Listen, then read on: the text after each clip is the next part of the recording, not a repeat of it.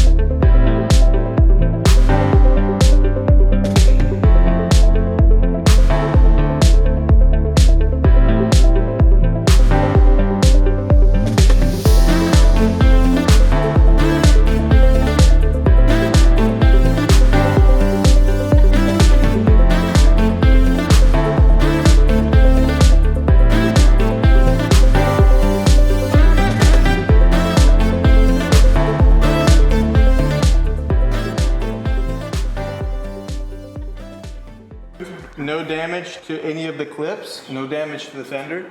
Professional light. Think the lean gonna be worth less or more? I was like, do they still sell it? Because you could just... And I felt fine.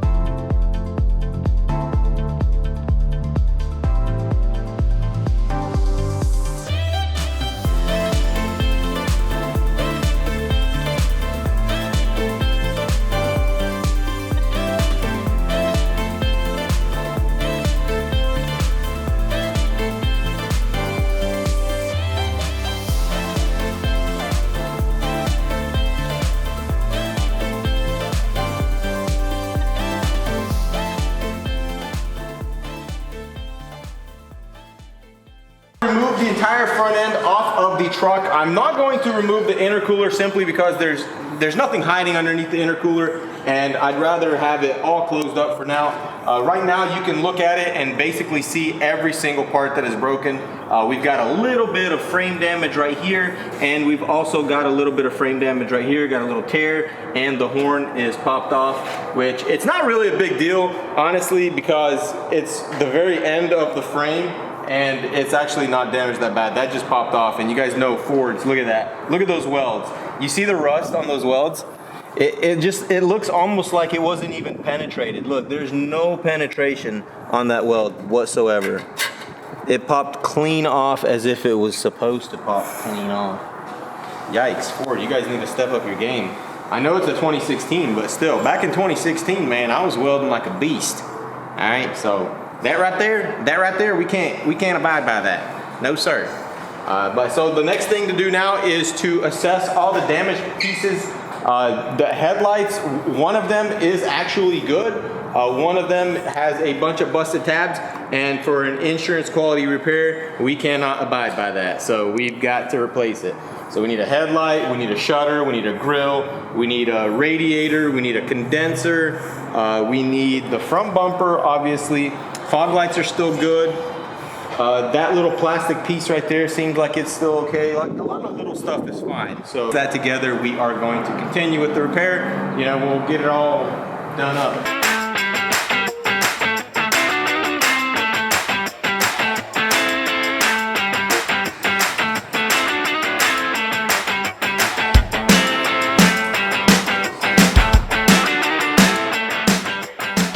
Guys, check this out. We got all the parts for the F-150, and also I went ahead and did the frame repair on it. Unfortunately, there's not any footage of it because Nate was busy. Nate, where were you? Right there, sir. Dang, you got that thing all put together. Yeah. So basically me and Nate have been doing our job instead of making videos. So, you know, you have to bear with us. We have a job that we have to do. Yeah. And YouTube is not our full-time job. Hopefully one day it will be, but it's not right now. So kind of bear with us. We have a lot to do that we have to do that we can't even record and stuff because it just takes so much time. Well, hey, I did actually manage to get all the footage putting that back together since we started it and filmed it. So well, yeah, we have all the footage of that. So if you want to see that, you got that tripod footage. And it's not going to be all cinematic and stuff. So it is what it is, man. What we need to do is we need to get a bunch of work done and then slow down on the actual work and get back to doing like YouTube videos and builds. But the problem is that we still have to make money. So we got to figure out a way to do that. Yeah, and the renovation work that we've been doing too. So a lot of renovation work. Golly, if you guys seen what we did around the back, we actually had our uncle come down from the West Coast and help us out. We didn't record anything because, like I said, every time you record something, it takes twice as long. Like if you're doing a 2-hour job and you make a YouTube video, it becomes like a 24-hour job. Yep, I don't know why. Yep. I don't know why. Probably because if you're filming a video, you have to make sure you do everything perfect. You can't cut corners, and you have to make sure everything's right. And then also, guys, you have to remember that we have actual real-life customers. Like we can't just slap these cars together and send them on the way with, you know, warning lights and or just park them in our backyard when we're done and leave them for a year. Yeah, each individual car belongs to somebody. They want the car back. They're paying money for the repair. It better be perfect. Well, I go by good enough for its force. So if it's like a really high-end individual, you know, I'll blow the car off before I spray it. But if it's a real low-end individual, we just wipe it down with our hands. Just don't even use soap, just water. Just the water in a bucket. Nothing. You get what you pay for. I'm just kidding. We did too much talking. So what I basically did was I remanufactured this end of the rail, straightened everything out, welded it all back up, and look at that. You can't even tell. Let me shine a light on there. Yeah, get a light in that little corner right there. Look at that. Look at that, man. It already got dirty, but see, I did that way it looks original. Look how freaking gorgeous it is. And this paint turned out like almost factory. You know what I'm saying?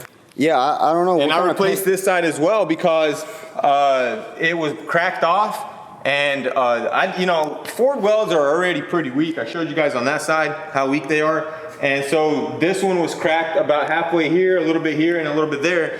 And so what I was thinking of doing was to grind all the welds down and put a nice weld, like a new bead, instead of replacing the whole thing. And I ended up grinding it just a little bit, and it just popped off. For real? Ford thing. So I just went ahead and put the new bracket on there. We got 2 brand new frame horns on there. And we've got the center cross beam straightened out. Look at that. Factory painted, looking gorgeous. And now we are ready to go ahead and install all of our front end parts. This is all basically the cooling system. Right here we have the grill shutter. This opens and closes. Like if it's really cold outside and your truck needs to warm up, that will stay shut. That way that there's no airflow. Same thing with this right here. This actually controls the airflow to the intercooler, which is cooling the turbos, which is creating boost, which is creating power, and also getting you speeding tickets. So I am going to get started on assembling this. Nate, did you get those parts ready? Yeah, I got. We have the hood right here. I got the hood sanded, boss. Hood is ready. We've been sanding the hood a little bit. Look at that. That looks really good. Maybe sand a little bit more right there. And that's it.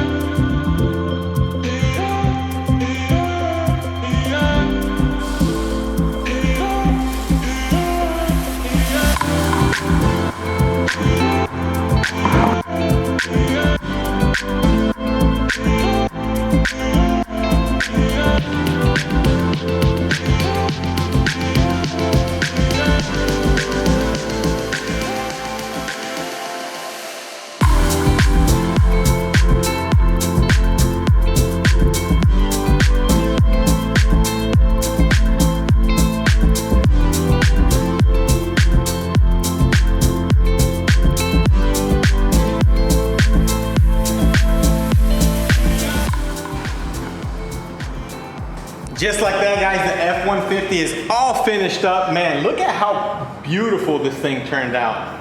I love that all the black. Hi, sir. Sir, no regard for the YouTubers. No regard for the poor lowly YouTubers out here trying to make $1.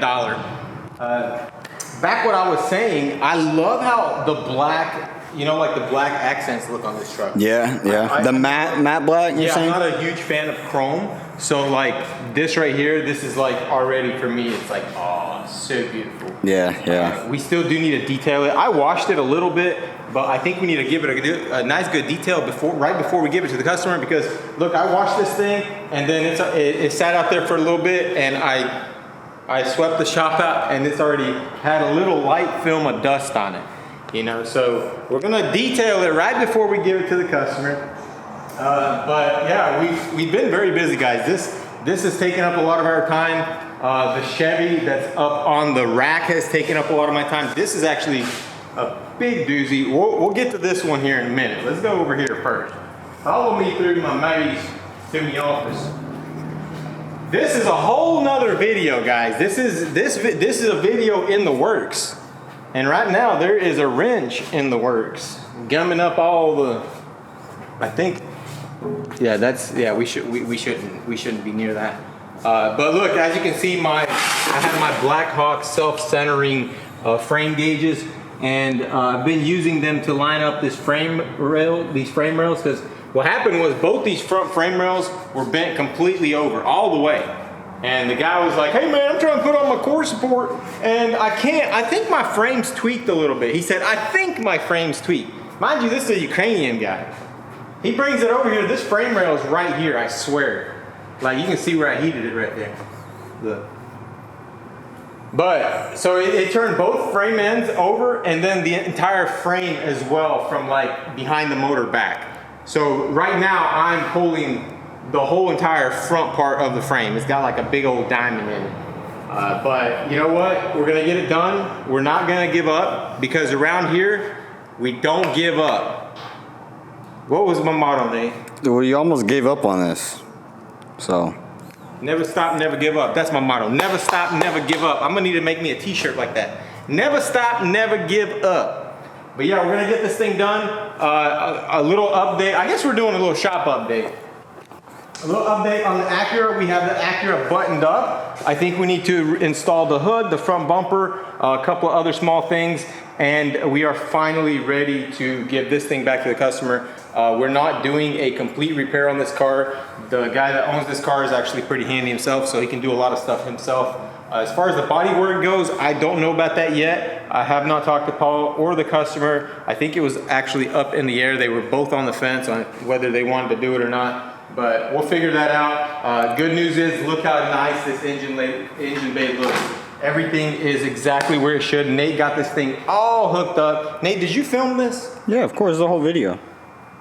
So yeah, we'll have to make, we got a lot of videos, man. We've been gone, what, 15 days, guys? It's been a while. Well, we've kind of been in between these three projects, so it kind of separated us. A lot of it has to do with me. Like sometimes I get into a situation like this right here, and it'll piss me off to the point where ain't no videos gonna be happening. Plus, Nate's got his own job.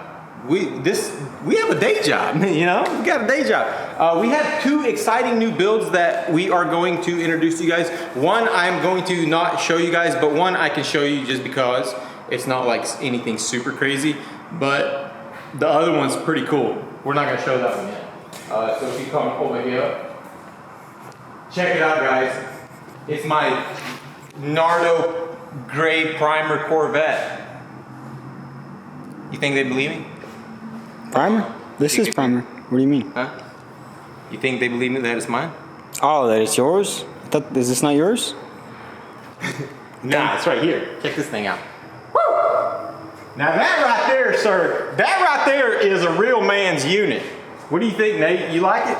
Oh, I love it, dude. I love it. Check this out. 2014 S1000RR. Absolutely insane bike. We're not going to show you guys the damages because we want to make a rebuild video on this. I've got 90% of the parts for this bike, and so as soon as I get the rest of everything, we're going to start the body work and start getting this thing together. It's going to be super awesome, and I can't wait to get this thing done. Man, I'm going to be out there lane splitting with the paint dripping. You hear me? What else we got going on? Update on the M3. The M3 currently is just dripping oil on my head. Occasionally I'll walk by and it'll put a little drop on my head just to remind me that she's still up there. And you know, even though Nate's completely forgot about her, I still from time to time, you know, think about her. You gotta forget about it just for like a couple days, couple weeks, couple months, and you get back on it. Yeah. That's how project works. Yeah, you know what? One thing I did forget about, that E92. Oh yeah, because it's gone. The E92, guys, is gone. The E92 sold it, what, 2 weeks ago? Yeah. One more thing I wanted to show you guys. I don't think we actually ended up showing this bad boy. No, sir. What you think about that? Now, I ain't trying to do too much flexing on you guys. I ain't trying to be, you know, I don't want you guys to think I'm rich or something. But this thing right here is a unit. You know, this thing right here is about $69,000. Do you know how to use all these levers and gauges, man? Do I know how to use this? Watch this. Make sure your chuck ain't in it. You always want to make sure you don't ever turn your machine on with the chuck in it. Ask me how I know. Learned that the hard way, buddy.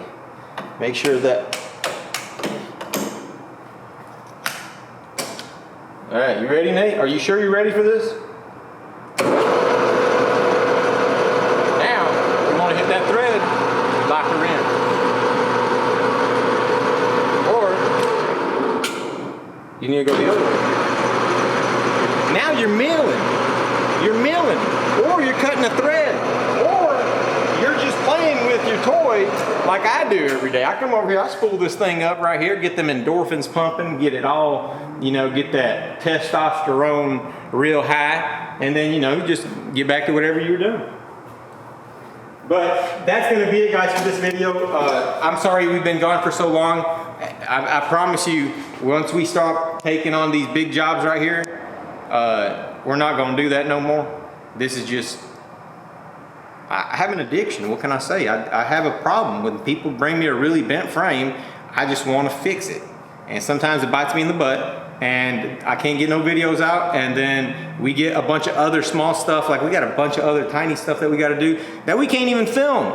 So it is what it is, but one day YouTube will be our main source of income and we will be on here every day. You guys will be sick of us, I promise you. But for now, I will see you guys in the next video. Peace out.